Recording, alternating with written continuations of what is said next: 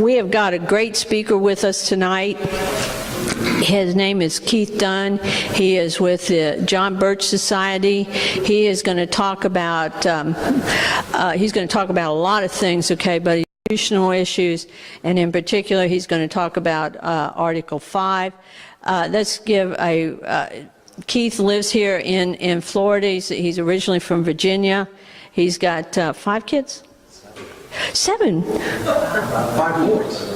5 boys. He's been busy since the last time I met him or saw him. We won't talk about that. But Keith also homeschools his children, which I think is fantastic considering what's happening with our education system. But Keith has supported some of the things I've done over the past. He's been a participant at the Florida Tea Party Convention and several other things. He's come to a couple of our meetings, even on the QT, and finally I got him to have time to come and see us. And I think there's been a lot of discussion on Article 5 in the Convention of States, and now we're going to let Keith Dunn from the John Birch Society give us his angle on this particular issue. Let's welcome Keith up here.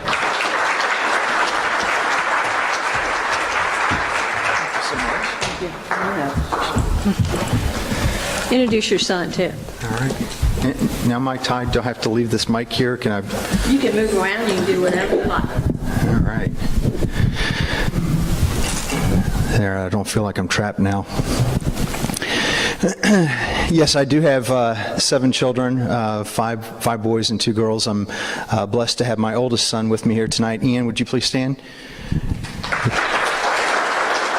Thank you. He's a great young man who's being used by God to do a lot of wonderful things. I'm privileged to have him here this evening to help me out with the table of information that we have. When I first joined the organization, came on board on staff, I was told to grow the organization. So I thought, hey, 7 kids, how much do you want me to grow this? But that's not what they meant. Tonight, I usually give a presentation titled Article 5, Reality versus Myth, and tonight is really a part 2, if you will. I focus on 2 specific areas. And I'm going to start with our country's birth certificate, which states, in part, we hold these truths to be self-evident, that all men are created equal, that they're endowed by their Creator with certain unalienable rights, that among these are life, liberty, the pursuit of happiness, that to secure these rights, governments are instituted among men, deriving their just powers from the consent of the governed. Here we find the purpose of government is to protect our God-given rights. Very simple. Although this is simple, this experiment in liberty, if you will, has not been easily reproduced. James Madison stated, although all men are born free and all nations might be so, yet too true it is that slavery has been the general lot of the human race. People don't want to leave America and go elsewhere. They want to come here because it is not an easy thing to duplicate the freedom that we enjoy in this country. And so, for that reason, I don't take this subject lightly. I don't take the Constitution lightly. Daniel Webster, along with George Washington, both saw this Constitution as a miracle. Daniel Webster said, hold on, my friends, to the Constitution and the Republic for which it stands. He said, miracles do not cluster, and what has happened once in 6,000 years may not happen again. And so we have to be cautious in how we handle this precious document.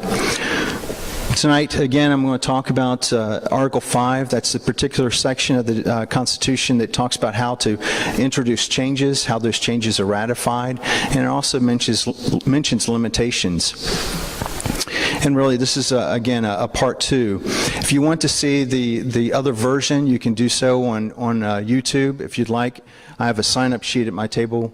Leave your name and email address, and I can email that out, as well as other links that I'll be mentioning through the presentation.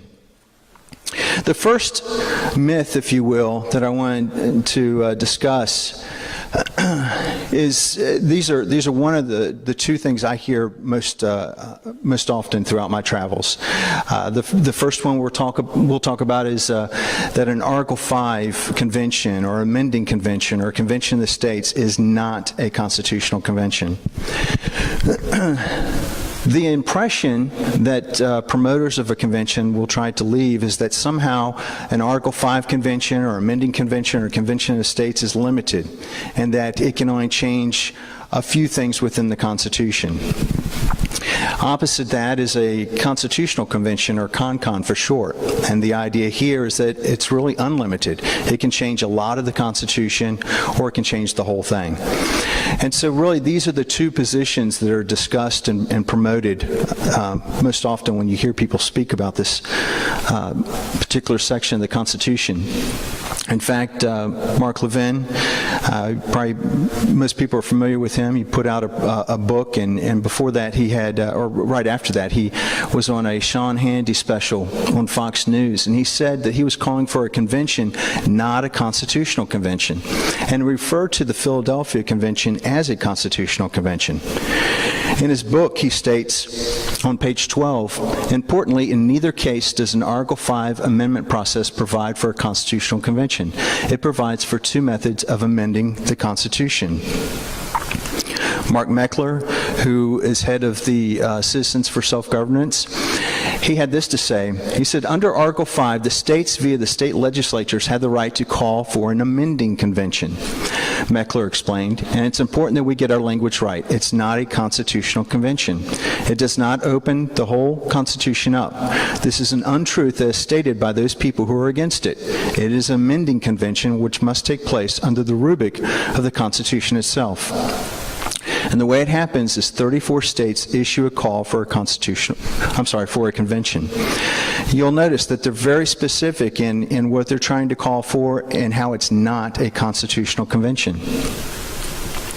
Convention of States website in October of last year had this to say: those who oppose the use of Article 5 like to use these terms interchangeably. They say that a CONCON is dangerous and could result in the destruction of the American system of government. Any sane person, they say, wouldn't dream of pursuing a CONCON. Well, we agree. A constitutional convention would be dangerous, could very well result in disaster. But we don't want to call a constitutional convention. We want to call a convention of states. Again, they're trying to allude that there's two different types of possible conventions here, at least two.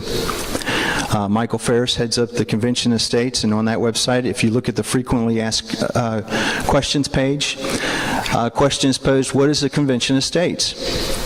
The answer: a convention of states is a convention called by the state legislatures for the purpose of proposing amendments to the Constitution. They are given power to do this under Article 5 of the Constitution.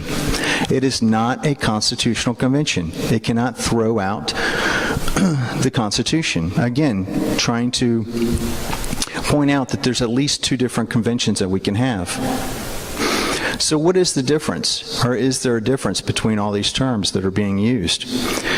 You know, if Eileen went to a restaurant and she heard two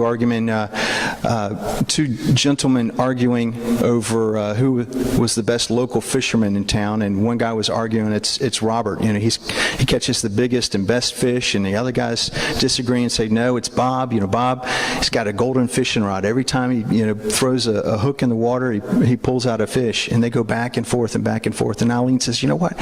Let me ask you guys a question. Can you point to the gentleman that you're talking about? And at that moment, they both point to the exact same individual. So Eileen says, hey, disagreement solved. You're both referring to the same person. You just know him by a different name.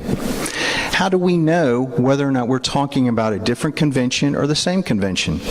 Simply ask where in the Constitution grants the authority for the convention you're referring to.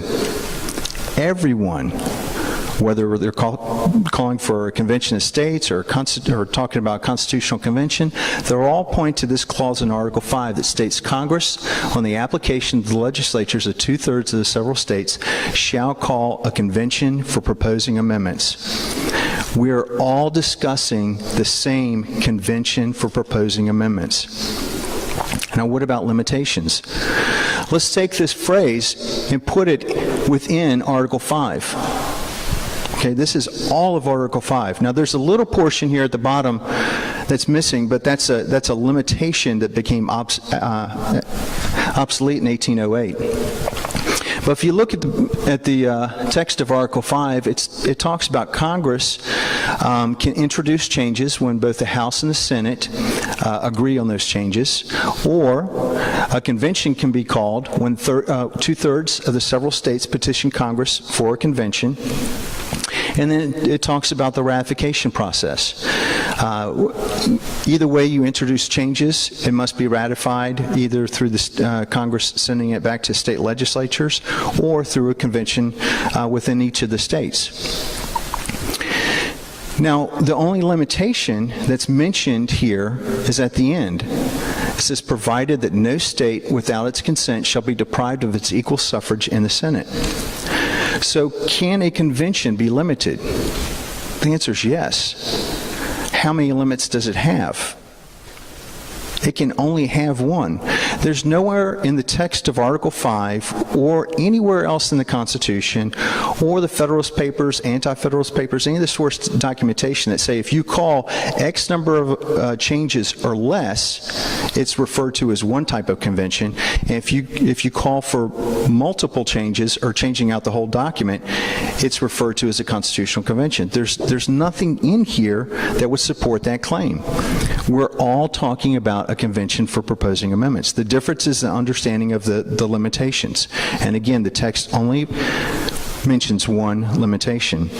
So the idea that a convention of states is not the same thing as a constitutional convention is incorrect. Now, if we talk about the next biggest misunderstanding I encounter, if I were to tell you that I had some news for you, that your spouse was faithful to you 70% of the time, would that make you warm and fuzzy? No, you'd be livid, you'd be angry. Any person in their right mind would be upset. But, I have a solution for you. 70% faithfulness is not acceptable. We need to have 100% faithfulness, correct? I mean, that's what the marriage vows are intended for, is faithfulness to one another. And so I'm going to propose a solution. But before I do, I have to warn you. There's some people out there that are going to try to tell you that you need to change the ways of your cheating spouse. Now, that's ridiculous, okay? That's just silly. In fact, they're enemies of marriage, all right? So beware of them, all right? Now, the solution, if you want to restore your marriage, this is really your only hope that you have. It's the best hope you have, and that's to change your marriage vows. How many of you are ready to hire me as a marriage counselor? Certainly not. The idea that we can change in the for better, for worse part, or in sickness and health, or maybe we'll add a balanced love amendment where they have to love us as much as we love them, would be silly. We understand that in the context of marriage. Yet, there is the biggest misunderstanding with this Article 5 debate, I believe, in the fact that people are saying that somehow the Constitution is at fault. It's deficient, it's flawed, it's broken, defective. And the only way out of this mess, okay, the only way out of this is to change the document. How does that sound? Well, sometimes it's put forth and it sounds pretty good. But let's examine this idea for a minute, okay? Will this really cure the ails of things that ails America? Probably the biggest change that I hear quite often is the balanced budget amendment. We got to rein in the federal spending, right?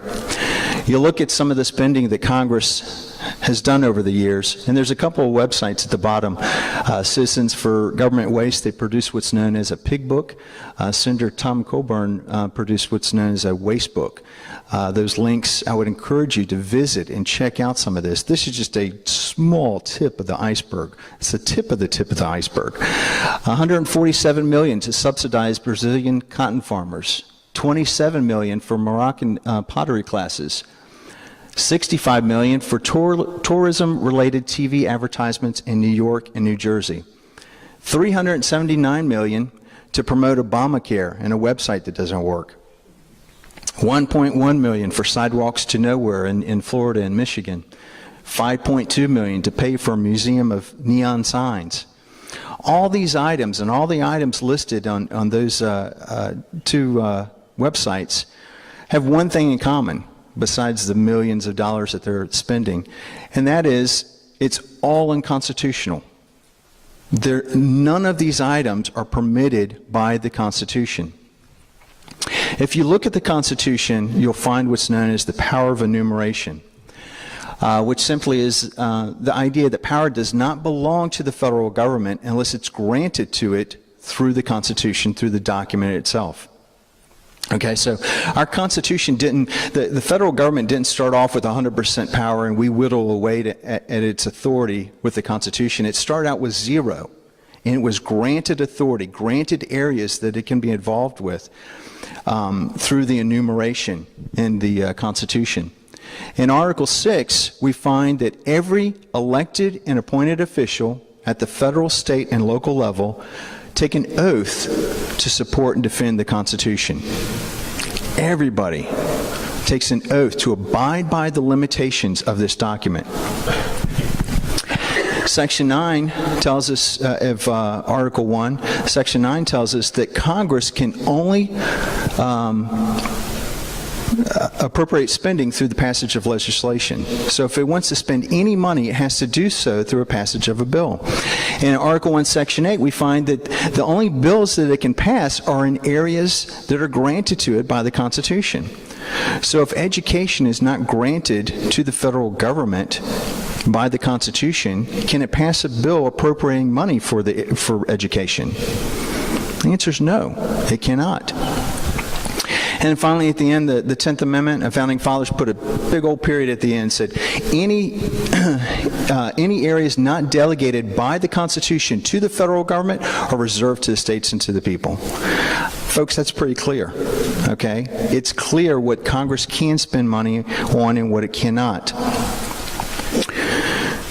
Madison said in Federalist 45, he said, the powers delegated by the proposed Constitution to the federal government are few and defined. Few, and they're defined. They will be exercised principally on external objects as war, peace, negotiation, and foreign commerce. The powers reserved to the states, several states, will extend to all the objects which, in an ordinary course of affairs, concern the lives, liberties, and properties of the people. What about the General Welfare Clause? Doesn't that kind of open things up a little bit?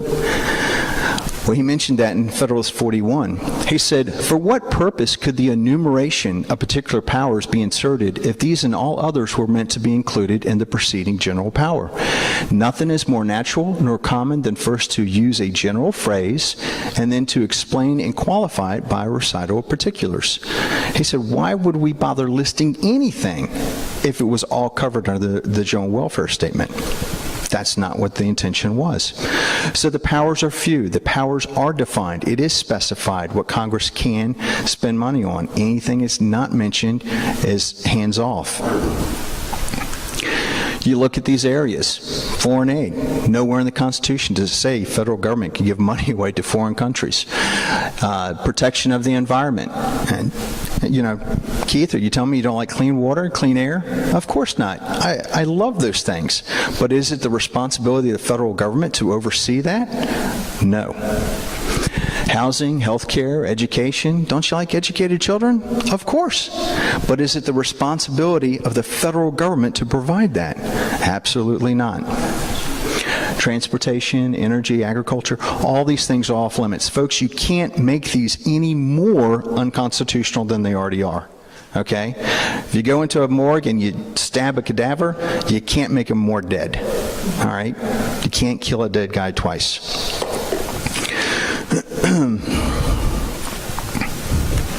So what's the problem? If it's not the Constitution, if it's not the document. The Constitution is not a self-enforcing document, okay? The words are not going to leap from the page and make the public office holder abide by its limitations. If the Constitution is to have any power at all, it has to come from the people who created the federal government, which are the states and we the people. Now, how do the states check the federal government? How do they enforce the Constitution? Before the 17th Amendment, the way the Constitution was originally created, the state had a voice in Congress. Okay, they appointed the U.S. senators. So if legislation moved through the House and came to the Senate that encroached on the state's authority, the U.S. senators would say, no, we can't do that. And in fact, they did more times than not before the 17th Amendment was adopted. But the 17th Amendment changed that, took the state's voice away, and now we have senators directly elected by we the people. So the states lost their voice in the Senate at that moment. Which brings up another point. Some advocates of a convention will say, well, you still have to have, 38 states to approve, anything that comes out of convention, and they'll never approve anything bad. The same checks were in place for the 17th Amendment. That wasn't good. What about the 16th Amendment? How many would say that was a good amendment? The provisions in Article 5 that's supposed to check bad amendments, they were still there during the 16th Amendment. That got passed. We know the 18th Amendment was bad because we repealed it with the 21st. So the idea that, 38 states will check anything that comes out of it that might not be in our best interest doesn't show historically. But going back to states, how do states interpose themselves on a tyrannical federal government? Has anyone heard of nullification? Nullification is the idea that states refuse to implement unconstitutional laws, programs. People like to say the states have a right to nullify laws. I would say the states have a duty, they have a responsibility to nullify unconstitutional laws. They take the same oath to uphold the Constitution. Okay? So when things like Real ID or red light cameras or Common Core are passed through the federal government, the states are enticed with aid to support those things, the states should say, no, can't do that. That's not part of your jurisdiction. But we know here in Florida, as residents of Florida, we've accepted the money for the red light cameras, for the Real ID. Speaking to Sherry about that earlier. We've taken that money and we've implemented those unconstitutional laws. Common Core, that was terrible because we actually took the money without the regulations and laws being written beforehand. We said, we'll adopt them whenever you pass them, just give us the money now. So what about this idea of nullification? Why don't we see this more often? I think Joe Wolverton said it best in one of his articles, Article 5 group ignores states' complicity in federal power grab. He said, the claim that the federal government is seizing power from the states cannot be stipulated to without falsely portraying states as victims rather than accomplices to these crimes against the Constitution. States on average receive 1/3 of their annual budget from the federal government. 1/3. Look at this chart here. Alaska, on one end of the spectrum, 24% of their general revenue is through federal aid. At the other end, Mississippi. Mississippi receives 49% of its general revenue through federal aid. You're asking states to cut out 1/4 to almost 1/2 of their funding by staying up and refusing those programs. That's politically unpopular. We're expecting them to either cut back on programs that they offer or raise the taxes in the states, and states don't like to do that. Look at Florida. Florida's almost 37% of its general revenues are supported by the federal government. Is there any reason why they don't use nullification? What about we the people? Show of hands, how many have served on a grand jury? Grand jury? Okay. What about on a trial jury? You've actually rendered a verdict. Okay. A few more hands. What about vote? Who voted in the last election? Okay? That is a good reflection of the percentage of people that can use those three types of ways of checking the federal government. Not a lot of people will serve on a grand jury. A few more will serve on a trial jury. Everybody will vote. So we have a responsibility with that vote. President Garfield said, "The people are responsible for the character of Congress." He said, "If that body be ignorant, reckless, and corrupt, it's because people tolerate ignorance, recklessness, and corruption. If it be intelligent, brave, and pure, it's because the people demand those high qualities." We are responsible for our elected officials. Noah Webster put it like this. He says, "The citizens neglect their duty." What's their duty? If they neglect their duty, we'll come back to that, and place unprincipled men in office, the government will soon be corrupted, laws will be made not for the public good. If a Republican government fails to secure public prosperity and happiness, it must be because the citizens elect bad men to make and administer their laws. Thomas Jefferson said that a nation can't be both ignorant and free. It's never been that way in history, and it'll never be that way in the future. We cannot be ignorant. We can't be ignorant of our elected officials, of where they stand on issues, on laws that they're promoting. So what is our duty as citizens? We must know the standard by which we are to measure our elected officials. How can we know if they're doing the correct thing if we don't understand the measuring tool to place up to them? Okay? We have to know the Constitution. There's a series, a DVD series called The Constitution is a Solution. If you haven't seen that, I highly recommend that. But we have to know the document, the law of the land. We have to know who represents us. The federal, state, and local level. How can we evaluate anyone if we don't know who represents us at the federal level, at the state level, at the local level? We have to monitor where they stand on issues. Where do they stand on things that are important to us? What kind of bills are they sponsoring? I spoke before a group a while ago, and we talked about the violation of freedom of speech in a bill that was signed into law a couple years ago.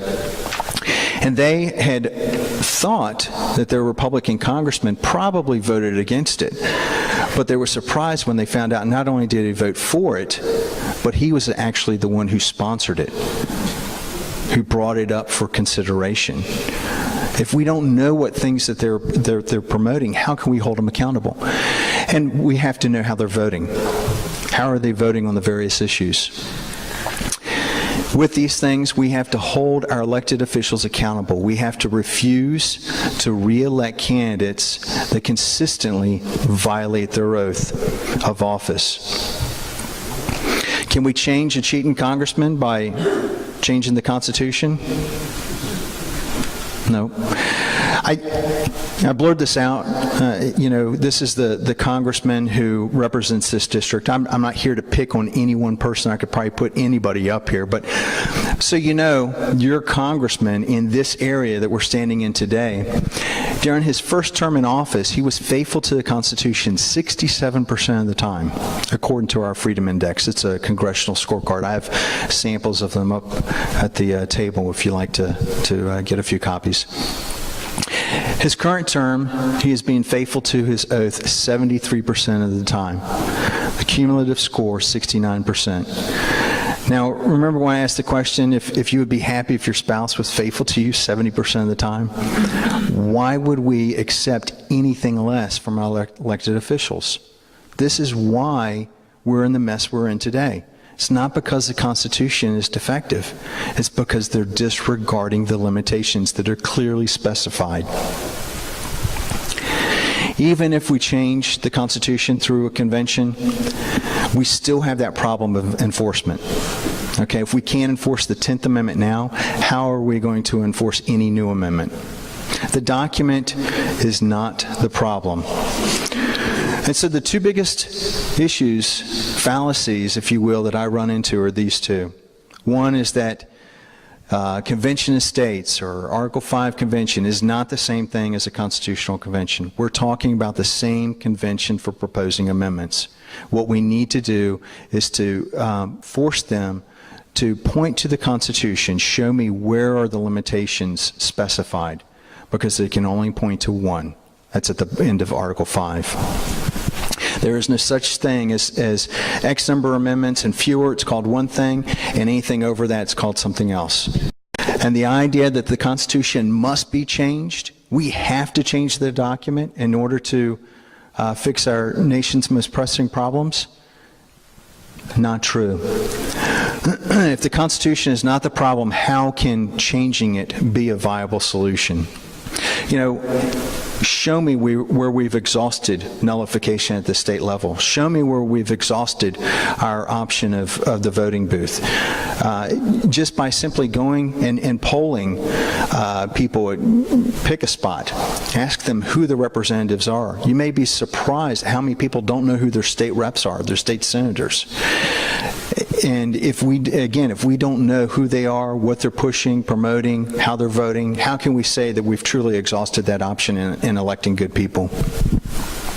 2 articles I would highly recommend that you read after tonight's presentation. One's called Nullification versus Constitutional Convention, How to Save Our Republic. In there, Joe Wolverton states, would the BBA, Balanced Budget Amendment, restore fiscal sanity in Washington? It would not, for several reasons. A budget can be balanced by raising taxes as well as lowering spending. The amendment's emergency provision, yes, virtually all BBA proposals include one, could be used to circumvent the stated purposes of the amendment. Recall that when Bill Clinton was president, the federal government achieved a balanced budget on paper while the national debt continued to climb. An interesting exercise, go to thomas.gov, go to the government website, type in a balanced budget amendment, or just balanced budget in the search bar, and look at the proposals for a balanced budget amendment. There's several of them out there. And read through them. They all have loopholes that you can drive a semi through. It's quite ridiculous. Another author, again, look up the article titled Mark Levin's Liberty Amendments, Legalizing Tyranny. She states, Mark Levin begins the Liberty Amendments by saying he doesn't believe the Constitution requires modernization through amendments. But he then proposes a series of amendments, 6 of which modernize our Constitution to delegate to the federal government most of the powers it has usurped during the last 100 years. And each of these 6 amendments does the opposite of what its title promises. I'll show you. And she does. Very excellent article. These articles, videos, other articles are listed on a Facebook page, Facebook/Florida No Con.